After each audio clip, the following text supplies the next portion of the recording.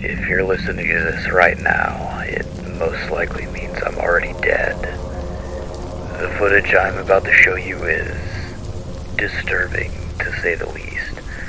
But if you wish to survive, you'll watch it in its entirety. The research and video I have managed to capture might be the only chance at saving humanity. Thanks for watching. I hope you learned something.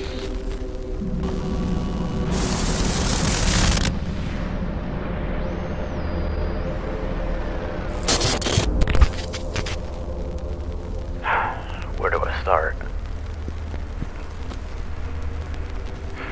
The world has been overtaken by a rabies-like pathogen, and life as you and I know it is ending. The military hasn't been heard from in months. Supply drops stopped coming. Food and water are scarce. Cities and homes lie in ruin. There really isn't much left. Making your way through this new world, you'll encounter people who are no longer, well, human. They are mindless zombies driven by a deep-rooted desire to feed and consume flesh. Only the quiet will survive. The infected are drawn to sound. Being unstimulated for so long, they've adapted to picking up even the most minute noises. But it gets worse. In fact, I forgot to mention, this is only what happens during the day. At night, a new breed of killer emerges. You better buckle up, get ready to hide under the sheets, because in this footage captured, I'm going to be explaining what these creatures are and what they're capable of.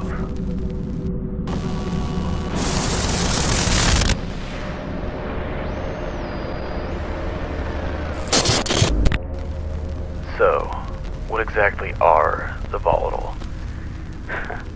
These bad boys are easily one of the most dangerous, yet disturbing variants of those infected by the Huron virus. A Volatile has extreme strength. They'll rip you to pieces with ease. They have a relentless speed and agility that it's unlikely for you to outrun them. They also possess an ability to use acidic phlegm, as well as pounce attack on unsuspecting survivors, resulting in you most likely getting your face torn off. Volatiles come in two variants. One is the regular, and the other is the evolved, or what we call the Alpha Volatile. Albeit, the Alpha version is simply bulkier, and has more resistance to damage such as small caliber firearms. But not only this, the Alpha Volatile has been seen to be able to detect if survivors are camouflaging themselves, i.e. with the entrails of the deceased, or blending in with the infected. From what we know so far, Volatiles are seen to retain mental faculties, in the means of knowing what harms them the most, that being ultraviolet/UV light, or radiation from the sun. Thus why Volatiles only come out at night, or are found in the dark areas during the daytime. Volatiles also have a pack mentality, and will chase their prey down with malicious intent until either killed or coming into contact with UV light or radiation. However, keep in mind that this may only halt them briefly, and not stop a full-on assault. In other words, don't rely too much on this piece of equipment to save you.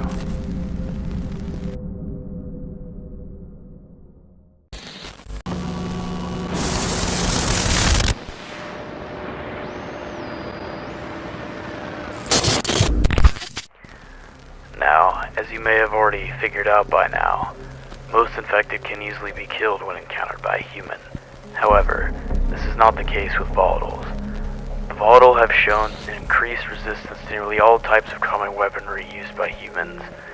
The unfortunate individual that happens to encounter this monster's best option is to run to the nearest safe house when spotted, as Volatiles will likely pay no mind to any damage inflicted on them and continue to hunt its target even if badly wounded.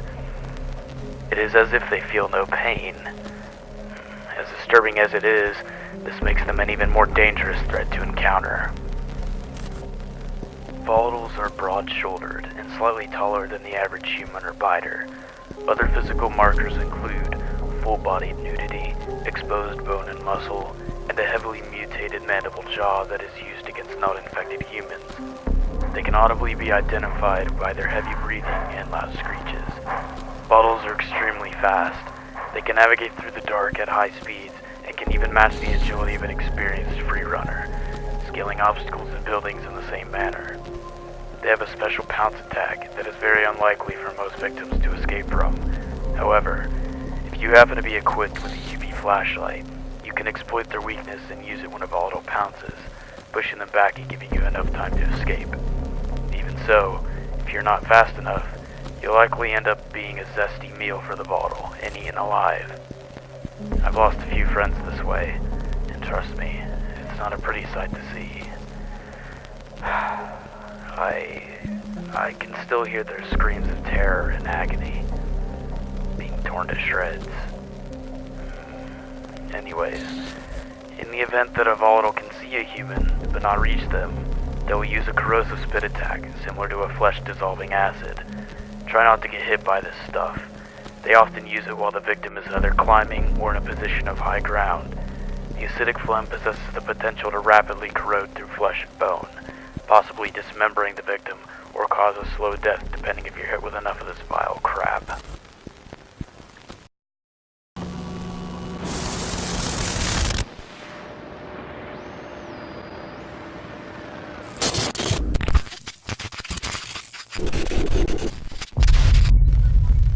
I can probably guess what you're thinking right about now. After everything that I've discussed so far, there doesn't seem to be much chance of survival in a world filled with these beasts. The only hope that is left is, well, for the sun to rise, returning the demons back to their hellish dens. When time progresses today, bottles will become frightened. They will start running to the nearest dark zone, such as a tunnel or a cave. While running for shade, bottles will often ignore a human if they attack them during the day until it reaches said dark zone, where they will become just as aggressive as they were during the night. If one were to chase a volatile at sunrise, you can see them sometimes die in the sun before making it to the dark area. To continue on about these dark zones, we've actually tracked them down a few times. Now, super risky, I definitely wouldn't recommend it. It's almost a suicide mission to do so. But from what my team and I have gathered, well, I guess no longer a team anymore, it seems to be a breeding ground of some sort. In the underground sewage tunnels, dark corners of Haran, or just cave systems in general, a human might encounter what's known as what we call a volatile hive. A hive is believed to be the home of the volatile, and are only found in the somber recesses of the city, out of reach for many possible sunlight. These nests are thought to be the breeding grounds for the volatiles, and are a safe haven for the developing volatiles within. The number of volatiles and virals that accompany these hives change between day and night within the nests. During the day, more infected are inside taking refuge from the sun, whereas during the night, more volatiles have left to hunt. As a result, attacking, let alone entering a volatile nest during the day is far more dangerous than at night due to the heavier numbers of infected in the nests. Take note, if you or any other survivors wish to take this suicidal endeavor and enter a nest, be prepared. Even at night when their numbers are small, the volatile are clever. Do not underestimate them, as they can be hidden well in the dark and pounce in an instant. If you have made it this far into the footage, congratulations. You might have just earned yourself a ticket to surviving this apocalypse. Please share this footage with anyone and everyone that you can. I truly do believe my work here is crucial for humanity's existence to continue. Also, I hate to leave you on a bad note, but rumors have been circling around the district recently amongst the people. There's something worse, something in the dark, moving fast. Some claim to say they have even seen it using tendrils as locomotion. They're calling it a night hunter.